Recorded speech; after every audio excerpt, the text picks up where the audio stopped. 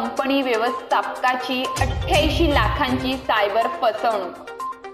परळ येथील सेनापती बापट मार्गावरील कमला मिल कंपाऊंड नजीकच्या टाइम्स टॉवरला शुक्रवारी सकाळी 6:30च्या सुमारास अचानक लागली आग।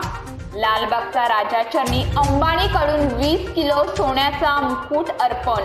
तर मुंबई गोवा महामार्ग पूर्ण होण्यास आणखी 2 वर्ष, सार्वजनिक बांधकाम मंत्री रवींद्र चव्हाण यांची कबुली।